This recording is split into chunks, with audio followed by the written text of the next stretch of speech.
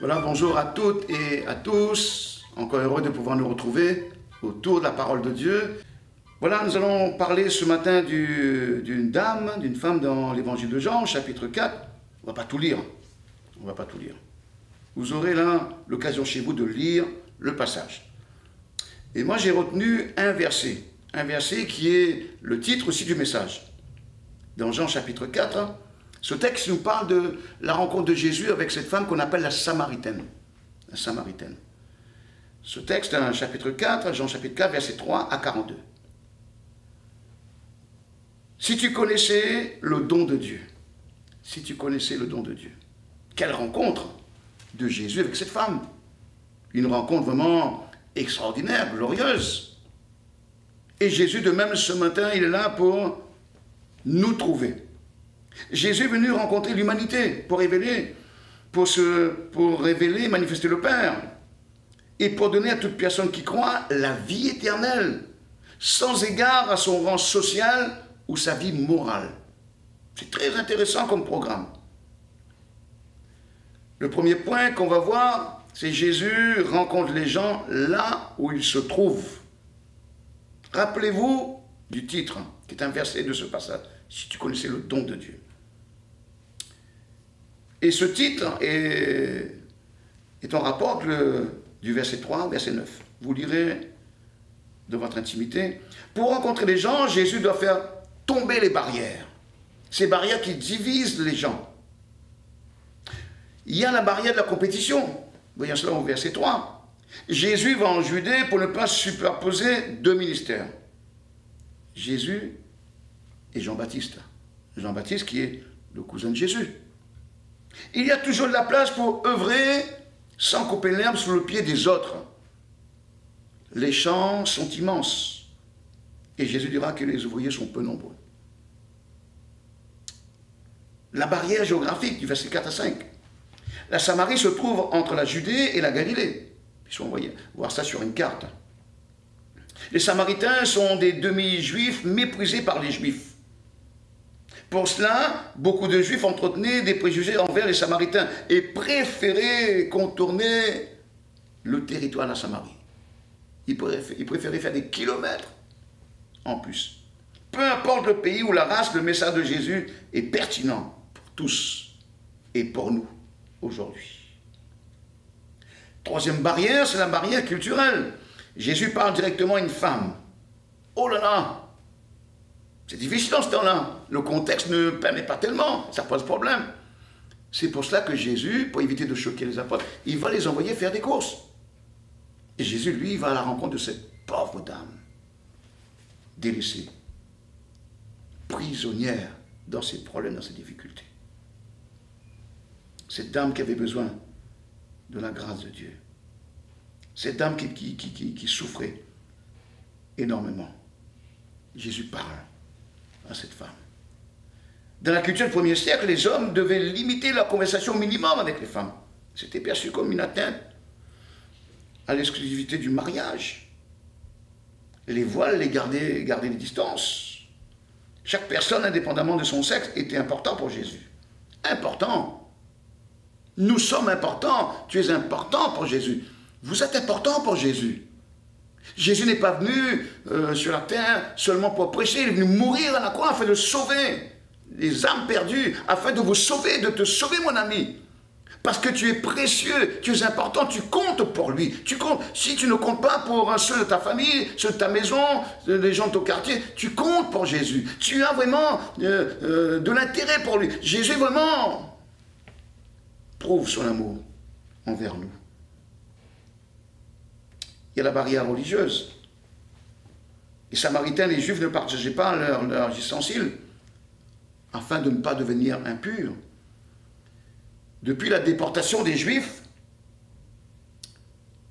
qui étaient déportés là-bas, à Babylone, du côté de Babylone, ils étaient une population ethniquement mélangée, ces Samaritains. Et l'évangile de Jésus ce matin s'adresse aux hommes de toute race, de toute nation, de toute couleur, de toute religion. Jésus s'adresse à toi ce matin. C'est vraiment glorieux, extraordinaire. Deuxième point, Jésus pourvoit aux besoins fondamentaux des gens. Nous voyons cela au verset du verset 10 à 18. Les besoins d'une relation personnelle avec le don de Dieu. Parce que Jésus est le don de Dieu. Jésus est le don de Dieu. Voyons cela dans Jean, chapitre 3, verset 16. Jésus donne l'eau vive du salut. Dieu a donné Jésus pour établir la réconciliation avec l'humanité. Jésus peut donner l'eau vive du salut pour créer dans l'âme une vie abondante et éternelle. La Samaritaine ne voit pas un homme particulièrement bien équipé pour la tâche, ni bien spéciale. La femme ne comprend que son besoin physique. Cette femme est là pour puiser de l'eau. Et Jésus l'interpelle et dit, donne-moi de cette eau. Jésus a soif. Et Jésus dit à cette femme qu'il peut lui donner autre chose que cette eau physique. Elle ne comprend pas qu'est-ce qui se passe. Et cette femme a du mal à comprendre. Donc les besoins d'une vie épanouissante et durable pour l'éternité, versets 13 à 15, Jésus continue de parler au niveau du cœur de la vie satisfaisante et abondante qu'il offre. Isaïe 55, verset 1, Seigneur dira, vous tous qui avez soif, venez chercher de l'eau, et même vous qui m'écoutez, qui n'avez pas d'argent, venez acheter et manger, venez acheter sans argent, oui, sans rien payer, du vin, du lait. C'est lui qui nous appelle ce matin à venir chercher l'eau vive, de la vie, de sa parole, de cette vie de qualité, la vie éternelle, la vie qui est en Jésus, la vie qui est en Dieu. L'Apocalypse 22, 17 nous dit que celui qui veut de l'eau de la vie la reçoit gratuitement. C'est gratuitement. Il n'y a rien à acheter. Il faut croire. Croire. Tout se reçoit sur la base de la foi. Croire en Jésus. La Samaritaine ne voit encore que de l'eau naturelle sortant d'une source ou du fond du puits, plutôt que et aussi de l'eau tiède de la surface. Où cherchez-vous le bonheur dans ce monde qui vit des temps difficiles? Où cherchez-vous votre bonheur? Jérémie, chapitre 2, verset 13, nous dit, on cherche souvent le bonheur au mauvais endroit. On se détourne souvent de Dieu, qui est la source d'eau vive, pour puiser dans nos propres inventions limitées et insatisfaisantes. Jésus pourvoit au besoin du pardon des péchés. Versets 16 à 18. Le péché est ce qui nous sépare de Dieu. Le péché nous sépare de Dieu. Le péché nous sépare de la bénédiction de Dieu. Et Jésus dirige la conversation vers son besoin de pardon par rapport à sa vie immorale. Cette femme a eu quelques maris, quelques hommes dans sa vie. Voyez un peu. Et celui avec lequel elle vit n'est pas son mari. Et peut-être en concubinage, je ne sais. Mais sa vie ne plaît pas à Dieu. Mais Jésus n'est pas venu pour l'accabler. Jésus n'est pas venu pour la charger, pour la condamner. Elle s'est condamnée, cette femme. Elle souffre énormément. Jésus n'est pas là pour condamner ceux qui sont en concubinage. C'est des choses qui ne sont pas belles, qui ne sont pas bonnes. Ce n'est pas l'enseignement de Jésus. L'enseignement de Jésus, c'est le mariage. Le mariage et non le concubinage. Le concubinage, c'est pas le mariage. Jésus a fait la différence entre les deux. Jésus compatit avec la douleur du rejet social de la femme. Mais Jésus ne fait pas de compromis. Il identifie le péché, mais il le fait sans dégrader la personne. L'objectif de Jésus est le rétablissement de la relation du pécheur avec Dieu et avec tous les hommes. Pour ce faire, Jésus est mort à la croix de Golgotha pour que nous soyons pardonnés de nos péchés et que nous recevions la vie éternelle. Crois-tu en cela? C'est une question que Jésus a posée un jour. Crois-tu en cela? Troisième point, Jésus répond aux interrogations profondes des gens. La Samaritaine est maintenant convaincue que Jésus vient de Dieu. Et elle a des questions de religion. Oui, il vient du ciel de Dieu. Il vient de la gloire de Dieu. Il vient de la maison de Dieu. Jésus vient animé d'un grand amour. L'amour de Dieu. Et dans cet amour, Jésus est venu sauver les âmes sauver les hommes pour que les hommes n'aillent pas en enfer. Jésus vient nous sauver. Jésus vient nous donner la vie éternelle. Jésus vient nous sauver de la séparation d'avec Dieu. Jésus vient nous sauver de la souffrance éternelle. Jésus vient sauver les hommes de la malédiction éternelle. C'est pour cela que ce matin, il te cherche. Il te cherche. Les Samaritains, eux, n'avaient pas le droit d'adorer à Jérusalem, au temple. Non, ils adoraient l'Éternel à leur façon. À leur façon. Et les Samaritains utilisaient aussi une partie du Pentateuque, le livre de Moïse que Moïse a donné aux Juifs. Mais avec ça, ils avaient rajouté beaucoup d'idolâtrie, beaucoup de choses.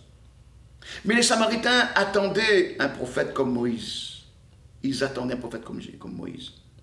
Mais Jésus affirme qu'il est le Dieu de Moïse, le je suis.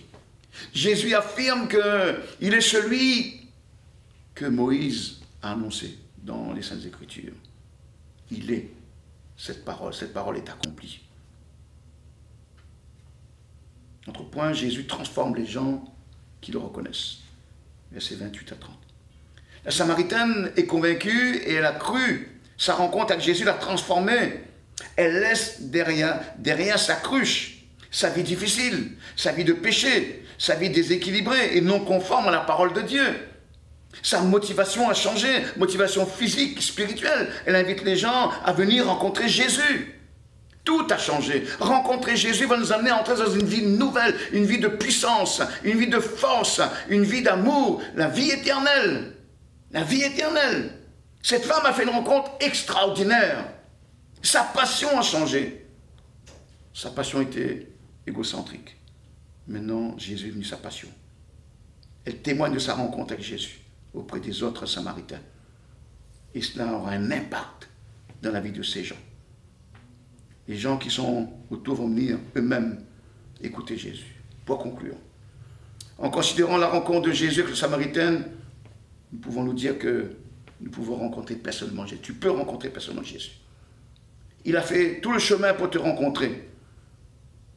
Il attend que tu puisses croire en lui et que tu obéisses à sa parole. Ta relation avec Jésus est comparable à ce que Jésus a fait faire pour toi.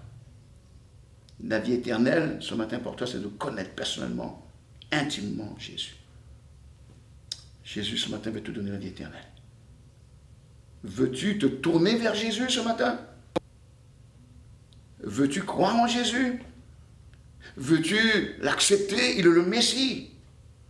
Il est celui qui avait été annoncé. Ta rencontre avec Jésus va transformer ta vie. La transformation que Jésus a opérée en toi va t'emmener vraiment à devenir un adorateur en esprit et en vérité. En esprit et en vérité. Jésus a un plan pour ta vie. Comme il avait un plan pour cette femme. Il a un plan pour ta vie. Il veut te pardonner, te sauver, te donner la vie éternelle. Il veut que tu deviennes enfant de Dieu. Gens de sa maison. Et ce plan, veux-tu qu'il commence maintenant? Veux-tu permettre à Jésus de te faire entrer dans son plan? Pour cela, crois en Jésus, accepte-le. Dis-lui tout, confesse tes péchés, crois en lui. Marche avec lui. Abandonne ta vie ancienne, ta vie de péché. Et tu verras combien Jésus va te sauver. Sur ce, nous allons nous séparer et que le Seigneur vous bénisse richement.